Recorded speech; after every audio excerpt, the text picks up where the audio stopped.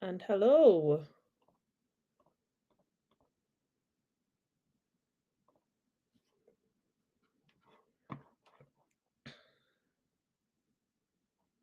Welcome, guys, to our live session. Today, we will be talking about how to study and save in Canada.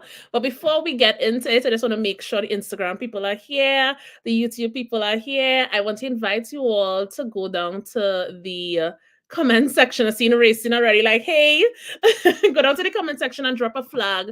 Which country are you from? Which country are you from? I would love to hear. We want to see some flags in the comment section. I'm gonna go over to the Instagram peeps. Oh, Instagram popping. We already have like close to 30 persons on. Drop a flag. Which country are you from? So I see the Trinidad bigger flag heavy. Lovely, lovely. Hey, Katian. Jamaica, Barbados. Oh, what flag is that, Fatima? I'm not seeing it properly. Fatma, what flag is that? What country is that? Right, Trinidad to make a flag heavy, heavy, heavy. And I want to know how many of y'all are actually in Canada already. Right, Grenada reach. Hey, Kareem. Racing from Trinidad. Awesome. Hey, James. I'm seeing James in the waiting room. How are you? Lovely for you to join us. Awesome. Awesome. So, how many of y'all are actually in Canada already?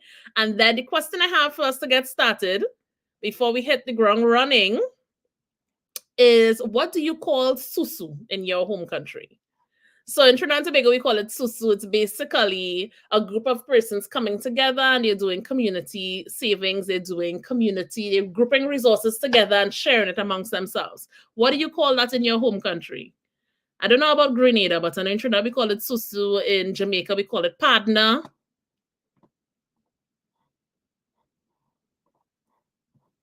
Right? In Jamaica they call it partner. I believe in the Bahamas they call it asu. Meeting turn in Barbados. I know meeting turn in Barbados, right? And in Ghana, they call it susu as well. Hey, Shoba, how are you? All right, so today we'll be talking about that. We'll be talking about a new feature on UpRow in collaboration with Woveo, where we have actually digitalized our traditional banking system that we know from back home, and we have safeguarded as well what happens when somebody don't pay the hand. And we have also included strategies for students in particular to be able to group resources to pay tuition, to save money, as well as build credit. Right, so I'll be bringing on one of our guest speakers here, and we'll also get into his personal immigration story. Y'all know we love to talk about personal stories. I'm seeing James is saying it's called Chama from Kenya. Okay, all right, all right. So we love to hear personal stories. So we're going to start off with, who are these guys? What is your personal story? And we want to hear all about them. So welcome. Shona, how are you? Hey, Kalisa, how are you? I am good. And hey, James. James is Oh, on mute. Oh, hi. everyone, hello. So, James, Yes.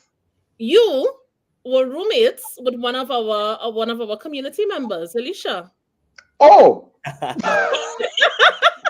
When I posted it in our group, our village, she was like, "Wait, wait, wait, wait, wait, wait, wait, wait, wait! I know this fella, and this is where in Prince Edward Island. Are you how crazy? You know how big Canada is for you to leave Prince Edward Island to and to find me? oh, wow. You know what the odds of that is? That Oh, strange, strange stuff. man. Small world, small, Very small, small world. That's cool. very awesome. I know. So, All Jonah, right. tell us, are you an Uh-huh. immigrant? Where are you from? Tell us about your background story. Yeah, no, my name is Jonah. My traditional name is Tendepi Chininga. Born in Zambia, raised in Zimbabwe, and immigrated into Canada in 2014. So I've been here for a decade now. In between Prince Edward Island, now in Calgary, and just enjoying life here. But I think some of the experiences, as most immigrants go through, was kind of like what inspired the idea that we'll discuss in the down the further course of conversation. Right. So you went to school. So you came here as an international student. Yeah. Ah, International student. Went to the University of Prince Edward Island. Really a great university, especially for business school. Did that, and then settling into a new country was really interesting because one, I think PI was different in the sense that you didn't require any English exams. Whereby if you're coming from Southern African countries, I don't know about other parts, you'd be required to do 6 months in college to be able to do your English exams before you can be able to move into university. So they had that, and then they also had a good business program in finance. So did my bachelor's in finance and business administration, and then that kind of inspired the work that we do with James. how long ago was this? 2014 to 2018. So yeah, did 4 years in PI. And what about you, James? Oh, almost, yeah, very similar journey. We have ended up in Prince Edward Island really as international student. Uh, was also took business and finance, and really for me, yeah, it was a different experience because it's the Maritimes. It's a small province. Everyone seems to know everybody.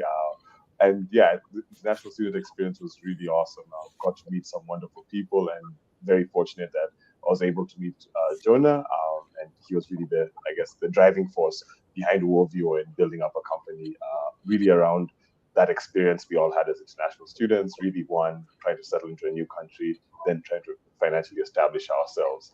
And for me, it was 2009 and graduated in 2013. And I ended up staying in PEI for about 10 years before Woveo. So really, yeah, PEI was a very Whoa, interesting, yeah, 10 very, years.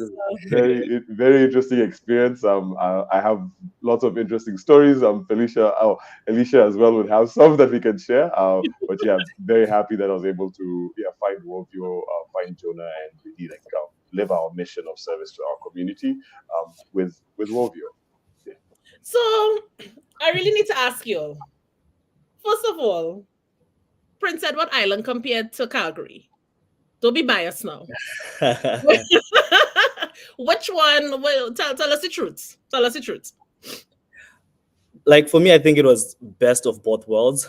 So definitely for school, if I was to do it over again, it would be PI because I think I wouldn't handle the distractions in big cities. I can't. I think that would be a big distraction. But then PI was good because one, it was very affordable. Two, it was also like everywhere you stayed in PI, you were 15 minutes away from the beach.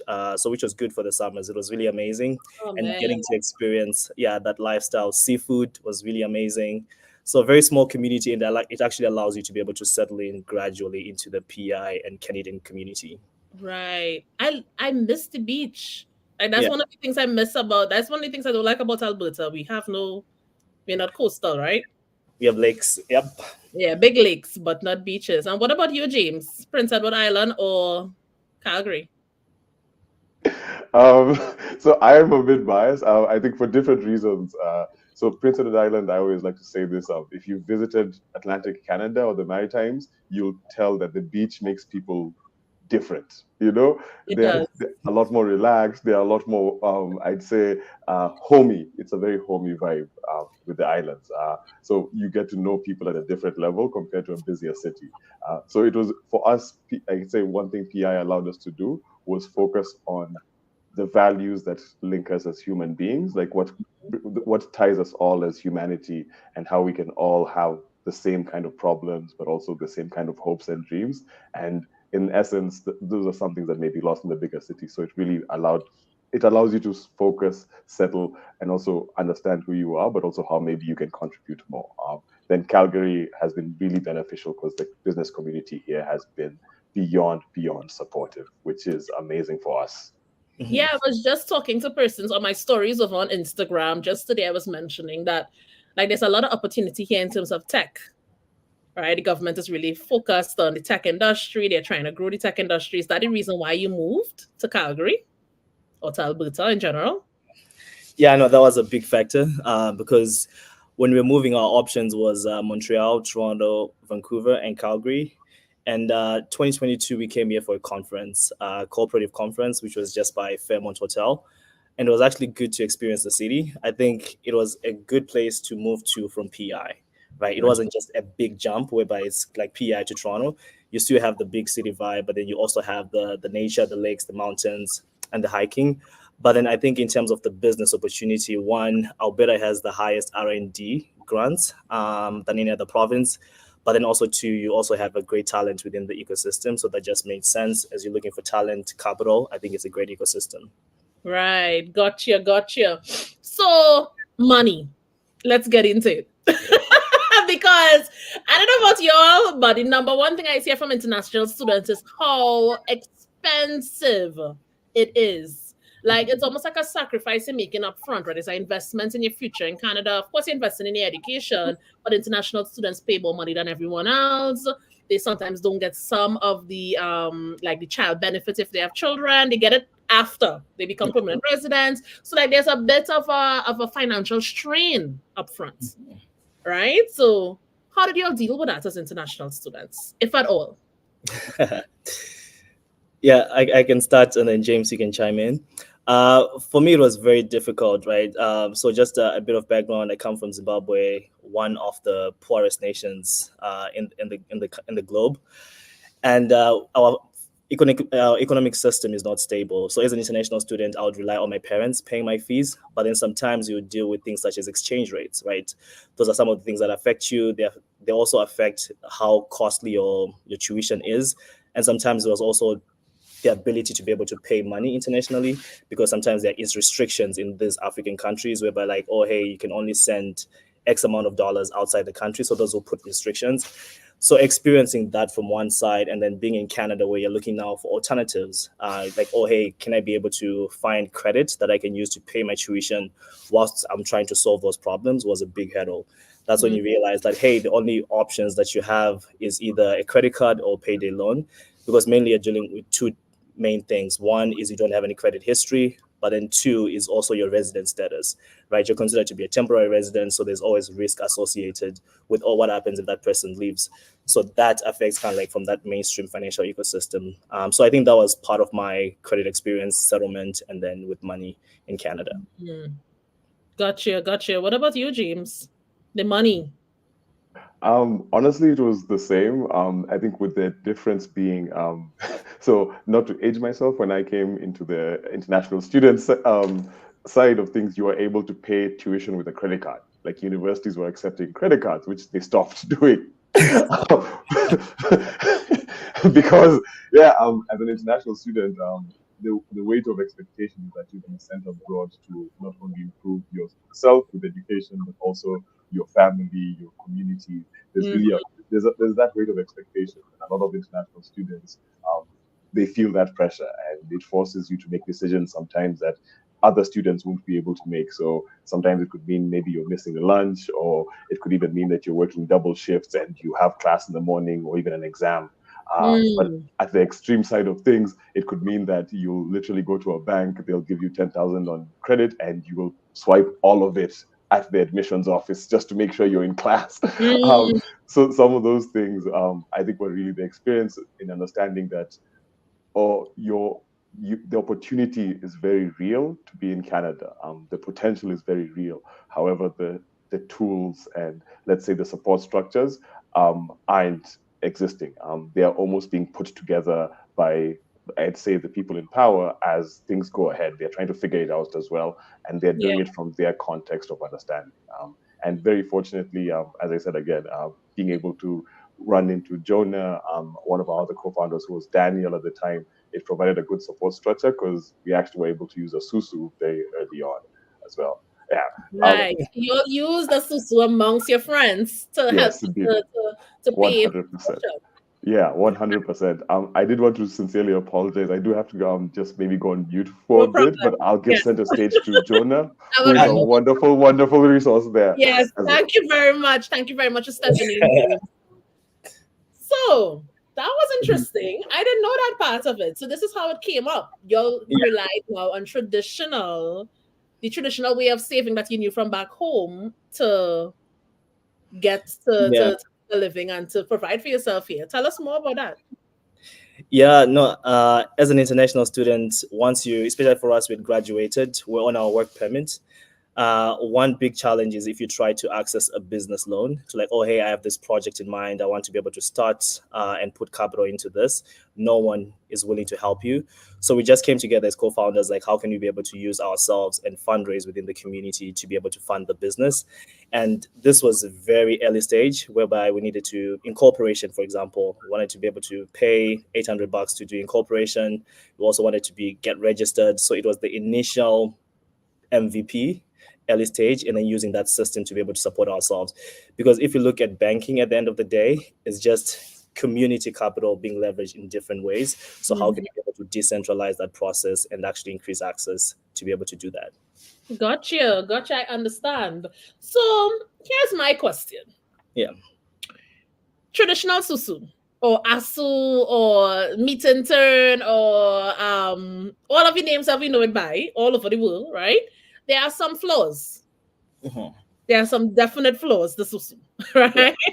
So what happens when someone doesn't pay?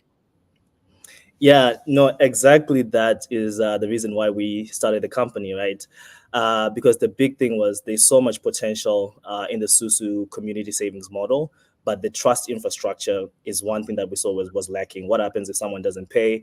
How do you make sure that you collect payments? So for us, when we started the platform, it was one, we wanted to be able to remove the risk and build the trust infrastructure around that. So if someone doesn't repay, we have an insurance product whereby we are able to pay on behalf of that individual, and then we put them on a payment plan, right? Just to be able to maintain that community health. For the person who's expecting to receive the funds, they can be able to receive it on time. And then for the person who's having life happens, so if you're having a financial emergency, we can be able to work with you to be able to put on a structured payment plan. Gotcha, gotcha. Because in Trinidad, what we say when someone can't pay is Yeah. susu bus. Right? It's susu bus. And Yeah. trust me, it don't ever end nice. It has always been messy. Like susu doesn't mash up people friendship, right? Susu, but it's such a good mechanism. And I think like some of the advantages, looking at the disadvantages, look at one advantage is Mhm. let's assume you have a loan or you have credits, card debts. You can take an early hand in a susu and pay it off. That just comes like an interest-free loan. Oh, exactly. Yeah. Right? And if you just have a problem saving, you could take the last hand and help someone out, right? And you have this money to coming down towards the end. So Racing saying, I'm sold, sign me up. So if you can relieve those negative side effects, which is what happens when somebody don't pay, all of these different things, and you just have the benefits, then we're talking a whole, and that's like the use of technology too, right? Exactly, yeah, because what you're just doing is enabling people to leverage their resources as communities. If you think of international students, right, as a collective, that's a big group with big assets. If you think of immigrants coming to Canada, that's a big group with big assets. And actually, one thing that you see kind of like around the history of Susu, and from a Canadian context, is the history of credit unions. You're able to see some similarities. Just at the end of the day, the principles are communities leveraging their own capital to be able to solve their issues. So whether it's farmers in Canada, whether it's business owners, it's just people leveraging that, but then with the right governance structure to be able to remove the risks that are involved. Gotcha, gotcha. So at UpRow, Yeah. we help newcomers to settle in Canada.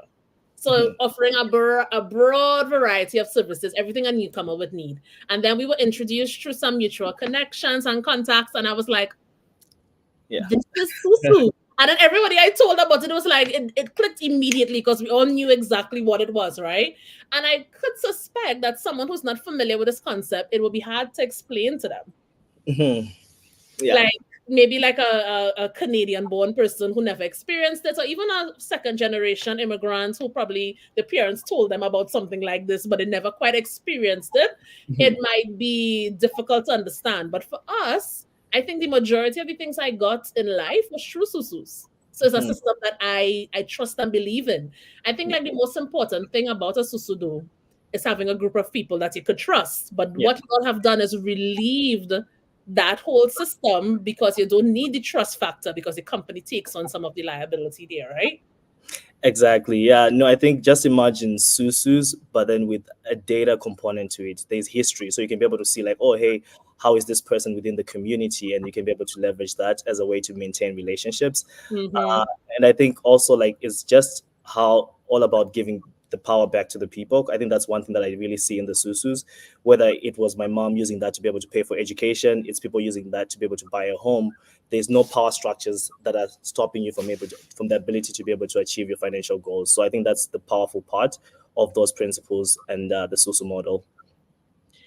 So, how has it been starting this business? And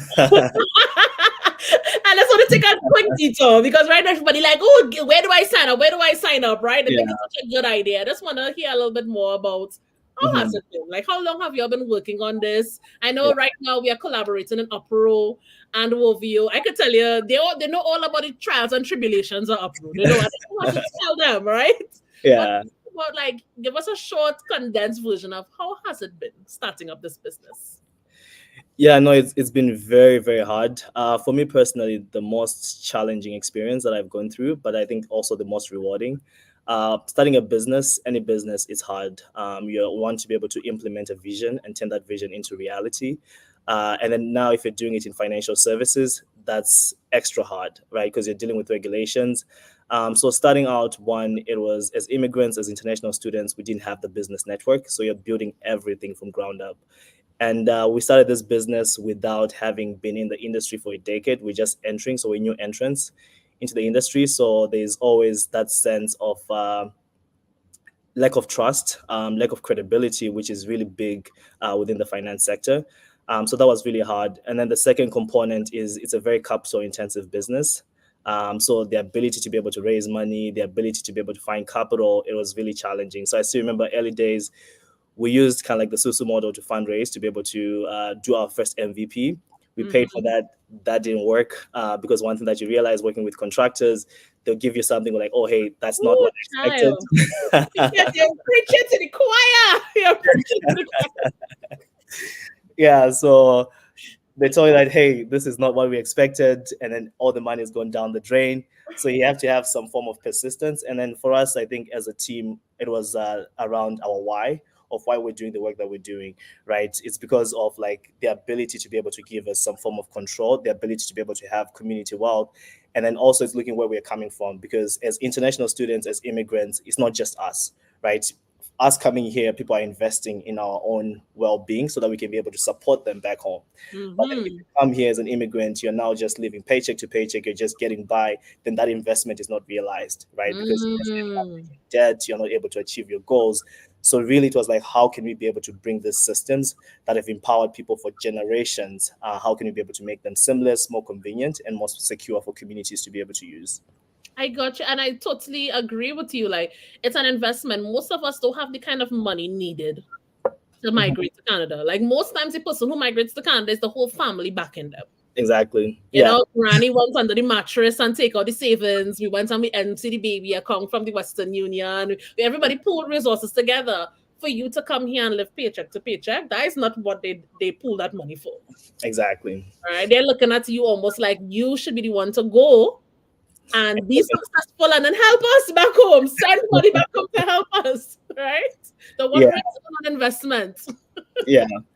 Yeah, no, that's exactly that. And then it's really frustrating when you see now immigrants not being able to find and thrive, to come and settle and thrive. And that's why I believe in the mission of like, hey, we need to be able to create an ecosystem, a supportive ecosystem, because it's one thing the Canadian government wanting immigrants, but it's another thing to be able to settle and thrive. Because yeah, it's a big investment, especially international student. Depending on which school you go to over the 4 years, you're paying between $20,000 to $100,000 that you've paid towards tuition, and Hmm. that return on investment needs to be able to come in some form of way. Yeah, you need to get a return on investment. And I mean, yes, the quality of life, right? Most of us migrate not just from to make plenty money in Canada, right? Mhm. We migrate for safety reasons, for access to opportunities, for clean environments, whatever it is, for lifestyle freedom, right? But I think like the financial equity, like that financial confidence is Mhm. a big part to play. Yeah. Look, I didn't grow up rich either. I come from a very middle to low class family. My two parents were security guards growing up, right? So I Mhm. know what it is like to see my parents sacrifice and toil and toil and toil to put all of the investments into you for you to sacrifice and toil all your life too. Yeah. I don't think that was the intention. You know what I mean? Yeah. So I want to talk to you about credit building. Mhm. because this is like the creme a la creme. So right now, everybody like, yes, we sold. We want to hear more. We're going to join the community, right? And you can use the link for those of you who are on Instagram. Comment the word save, and you would get the link straight to your inbox. But then this is not like the cherry on top of the pie, the icing on top of the cake.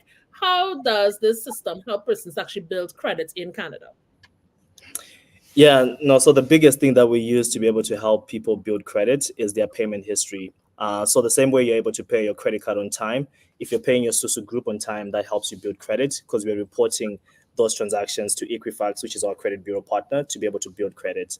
And the good thing is within the systems, the financial behaviors and the repayment rates are really high because there's that accountability, right? We are accountable to one another. We want to be able to make our goals, want to achieve our goals. So the ability to be able to do that and then translate that data into your credit bureau actually enables people to be able to do that. But so the direct part is the payment history. But then the second thing that is also tied to the credit history is actually the use of funds, right? Sometimes we see people come to the platform, they have high interest credit card debt, and that's affecting their credit history. So they get into a Susu group, get a payout, and then use that payout to be able to consolidate or remove that debt, and then they're improving that credit score in that way. So directly it's payment history, but then also there are other parts you can be able to use if you have existing high interest debt to be able to use these groups and actually build credit. So I'm an international student. Yeah. I have some debt on a credit card. I went to Walmart or I went to somewhere and they gave me this credit card. They didn't quite explain it because if you're anything like me, I never had a credit card before moving to Canada. So I had to do like a crash course in credit, right? While it's almost like you're building the plane while you're taking off. You're in the air and you're still trying to figure out how the engine working, right? That's my experience settling in Canada. So you get all these credit cards, you go everywhere and they're offering you a credit card. And by the end of it, because of the just lack of knowledge and maybe just stress as well, by the end of it, you finish school and you have debt. Yeah. Right? You come to Woveo, you come to UpRow, you go download the app, you join the group. And right now we have 3 groups already created, sample size groups. One is for $50 every 2 weeks, one is for $100 every 2 weeks, and the other one is for $150 every weeks. Right? So very small amounts of money just to get persons in the group and to understand how it works. And every time you make that payment every 2 weeks, it reports to your credits. Yeah, exactly. So I'm now building and improving my credit as I save and I help our community. Exactly. Yeah, no, and then I think another interesting component is also one thing that we have seen by participating in this group over a 12-month period. On average, people can be able to see, depending on where you are with your credit history, you can be able to see your score increase by 168 points. So if you're a non-prime customer, like your credit score is, let's say, below 550, right? How can you be able to increase it and get to 700? By consistently using those payments, it actually helps you to be able to establish that credit profile. But then also the second thing that we also do is leverage that repayment behaviors within the community itself. So imagine you're part of a community, you've paid down your credit card debt, but then you want to partake in bigger groups, which require more trust. So let's say you want to be able to purchase your first home. The down payment for a home in average is $40,000 to $70,000 in Canada. So before you're able to join those big groups, you have some form of payment history that other members can be able to leverage and say like, oh, hey, you're a trustworthy member. I can be able to join this group. Exactly. Yeah. Gotcha. One of the things I loved about this as well is you can create your own group. So even when you all join the UpRow community in there, you become a member, you could join one of our groups, fine, no problem. But you can actually create your own group and invite your own people. So if you have a traditional susu happening in your church, in your community center, you can invite those persons and use the app for your own group. It doesn't just have to be people that you don't know, right? Yeah, exactly. Yeah, no, anyone can be able to create a group. And then you can also be able to manage it. Any group is capped up to $10,000. And then after that, you have to be able to go through another verification just because of like the FinTrack regulations. But yeah, the ability just to be able to give people the power, like anyone can be a community organizer, anyone can be able to leverage the systems and be able to build those networks together. It's amazing. So I must ask. Yeah. all I know is how to ask the questions. How does this make money? Because from what I'm hearing, I put in money in. I get back out the same amount because this is traditional susu. So exactly what you put in is exactly what you get now. Exactly. So how does this sustain itself? Because I know people brain already ticking. People brain it's like it's not permanent. Like what's going on here? Like where the money coming from, right? So explain to us the benefits of having the premium account where you can actually pay to get additional features. Yeah, no, I love that question because yeah, it's always a question that a lot of people ask. So with the premium plan, what we did is our business model is it's a free plan to start, and then there's a premium plan. A free plan, you can be able to create a group, you can be able to do the things that you're able to do with the traditional Susu, but it's all automated and it's convenient for the members. But on the premium plan, we added what we call financial security benefits, right? One, so what does that mean?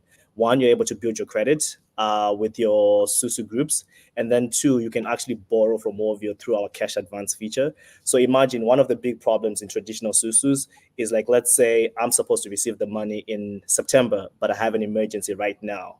Right. So how do I able to solve for that? So we didn't want members who are participating in this group end up going back to those high interest lenders. So you actually have the ability to be able to borrow right now up to $250 from Woveo, and then we use your payout as collateral to be able to pay that back.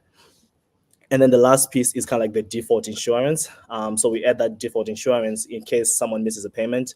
Wolvius covers that payment, and then we're able to get a payment plan with that member. So those are the three key benefits that we added on top for that premium plan, which is $10 per month. So for $10 a month, Yeah, I can take a loan from my Susu. yeah, So I can exactly. take a loan. So let's assume I take the Lasan because I don't have any need for money right now. I'm feeling confident, but then BAP emergency happens, Yeah, right? I could then take a loan from the money that I already have in the Susu on the premium plan. exactly. Yeah. And Right. that money is coming from us. So it's not affecting the other members within the group. And then you use your payout to be able to pay that back. Right. And then on top of that, I could also join multiple groups as well as a premium member. Exactly. Yeah. So I could do this thing, I could just do this thing and do this thing, and the money from the payout, I could use it for another Susu, and I could start my own groups. Oh, wow. Interesting. So this is how y'all make money. So I think Yeah. now we have some transparency because I Yeah. know my community, all of them talking behind like, how this making money, trying to figure it out. They need to know your business before. They need to know. And then one other one that I would add, just for the sake of transparency, we also have instant transactions. So which is kind of like a $2 fee. So normally, like bank transfers take 3 business days. So like let's say you get your payout and you want to withdraw your funds, that is free. It takes up to 3 business days. But then if you want to be able to access funds instantly, we have an instant fee of $2, mainly to be able to cover the cost of getting that money to you right there and then. So that's kind of like the fee structure there. Yeah. Right. So you connect your bank account to Canadian bank account. Every time you make a payment, it increases your credit score, your credit history. And then when you're ready to pull your money out, it goes back into your bank account for Yeah, you to exactly. spend. Yeah. All right. I love it. I love it. And guys, y'all can use the link. I just shared the link again on YouTube and then on Instagram. If a good couple people over on Instagram, comment the word save and you will get the link to join. So I want to invite persons to ask some questions. Right? And I invite persons to ask some questions. If you all have any questions, feel free to comment down in the comment section. But I just wanted to switch back around to your story. So you Mhm. came, you saw, you conquered. Yeah. Still in the process of conquering. Yep. We survive. We there. We live Yeah. to see another day and another day and another day, right? We still Yeah. developing. We still improving. We still. Yeah. Do you think it was a good decision? Do you think it was a good investment? Not in Woveo, but in your general investment of immigration. Do you think it was worth it in the end? Yeah, no, I think this has been the most rewarding experience for me personally. The ability to be able to have a vision. And then for me, it's personal, right? Just a little bit of backstory. So I was raised in Zimbabwe. We had the highest hyperinflation, the second highest hyperinflation ever recorded in human history, right? If you guys go on Google, you can be able to see 100 trillion Zimbabwean notes. Prices were doubling every day, day by day.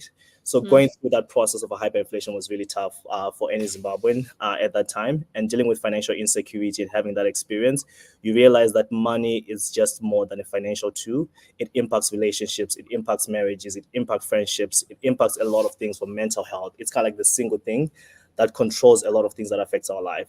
mhm, So once you're able to see that, you understand kind of like that power that money has. And the ability to be able to use those tools. So at that time, it was actually seeing people use these SUSU models to be able to empower themselves. mm, People were just trying to be able to go around the existing banking system because one, they didn't trust it, and then two, they didn't think that it was serving their needs. And actually, it was really impactful. One, people would traditionally not have access were able to access money. People were able to build businesses. It was a strong tool for economic development. So coming to Canada, I've always said, like, for me in my lifetime, I don't have to be born in one of the poorest nation.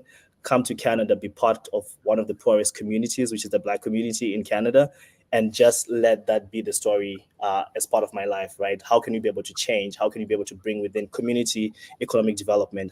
How can we be able to do it with the tools that have existed and just improve that infrastructure so that we can be able to have a say and improve our economic development? So it's been the most rewarding just being able to see where we started from day one, whereby I went the first year not getting paid, no salary, just doing this for free because of the passion and what you want to really see, and actually getting the milestones of actually getting testimonials on how people are actually using the product. So that's been very rewarding so far. Awesome. Well, let's see why you're so successful. People were just flowing out to you, like, you know. But I need to just say this as well. We met before in person. Oh, really? I think you judged a Oh, picture yeah. and you didn't win.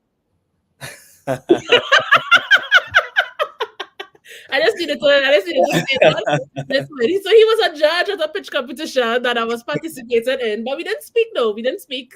Yeah. We connected after. We didn't speak at all at the event. And I say that I really admire. Like I love to look at persons who are a bit ahead, right? So kind of see the possibilities. What is possible for immigrants who just wants to make a difference in Canada. Exactly. Because I think also for international students, it's really tough, right? Because we don't have those examples. I still remember when I graduated, some of my peers were international students. Was around the conversation that the normal thing that we knew back in PEI was, as an international student, you graduate and your first job had to be a call center job, right? That was just kind of like, oh, hey, pathway, you have to graduate, do a call center job until you get your permanent residence. So I think there's a mental blocker around doing something just to get a PR, or actually doing something that's going to benefit you long term in terms of your career. And then for me, I've been passionate about business entrepreneurship. So I think one of the story that I share now, but back then it was a terrible experience. It was actually during my process of starting this company.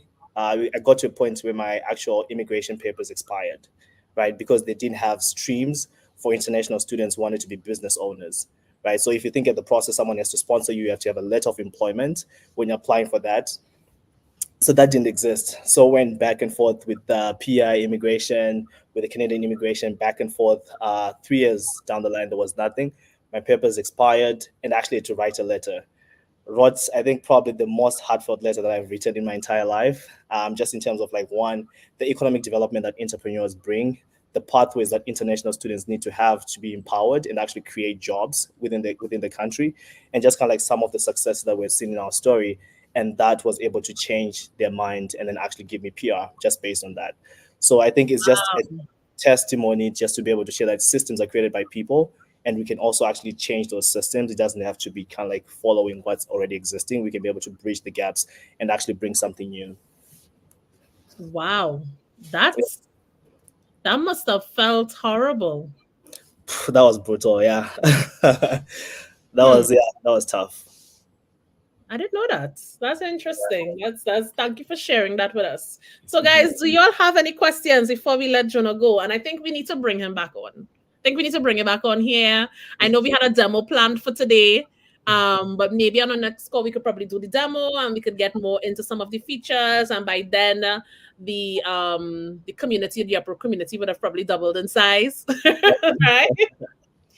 So before we close off, I just wanted to give you the floor to tell us, is there anything that you wanted to say to international students, to someone who wants to start a business, someone who has a great idea, someone who may be feeling a bit deflated, right? They're in Canada, they're international student, financially things tough, they make any sacrifice, they do what they do, and they have big dreams, but they just don't feel like they can. What advice do you have to give to that person? Yeah, no, the biggest advice I share experiences, not advice. That's how I can try to relate, because there's a personal experience, and and the story to it. I think it's always long term thinking, right? I think that's been the biggest factor for me. Just understanding like what am I looking to be able to achieve, not in 1 year, but in 10 years. That just changes your mindset. I feel like a lot of international students, and I was in the same shoes, whereby I was thinking really short term, right? I need to graduate, I need to get my PR. So I just focus my whole life on that single objective and not actually thinking about the long term perspective. So really have a long term perspective. I think if you're someone who's looking to be able to explore business and entrepreneurship, it's also understanding that hey, when I'm starting a business as an international student, one, I'm young, two, I'm an immigrant, three, I'm probably going to be a terrible business owner at the beginning because you have to grow into something, you have to learn, you have to make mistakes. So having that long-term perspective gives you the ability to be able to have thick skin, if you would say, just resisting those challenges as they grow. But then long term, I think you can be able to have a compounding effect on your career.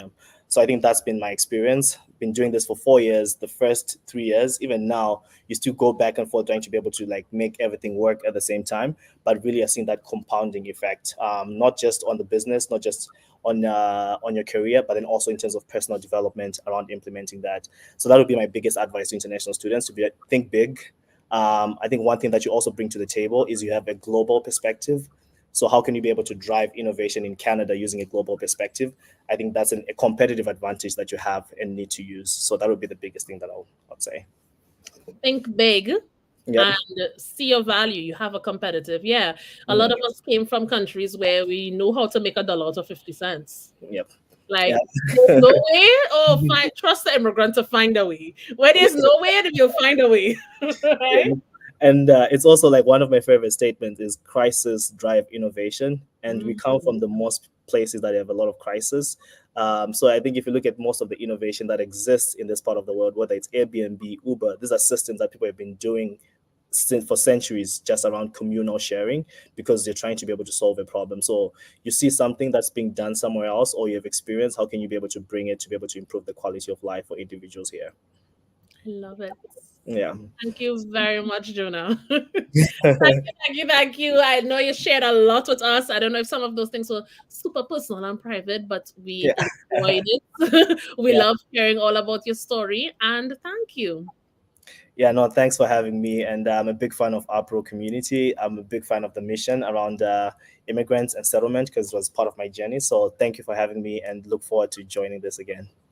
Most definitely. All right, Jonah. Take care, and I will see you on the other side. Yep.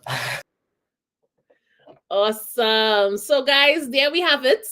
This month of March, I'm going to be going live with a couple different new features, just giving you all an idea of what we are bringing to the marketplace with UpRow, the settlement app. I really enjoyed the session with Jonah. I loved hearing his story, and I think it's a story we all can relate to, right? Even if you didn't land as an international student. I know a lot of you all on the live, especially over on YouTube, you all didn't land as international students, but we all know what it feels like to be in a foreign place without any credit history, starting over from scratch. Right? I think it's the universal immigrant experience, even if you're not an international student. And with that, guys, remember the journey is the prize. Yes, the session would be saved. Yes, I would post it on the social media platforms. I saw someone ask that question. And thank you very much for joining us. Take care, guys. It was good. Thank you very much, Racine. Take care, guys. Bye.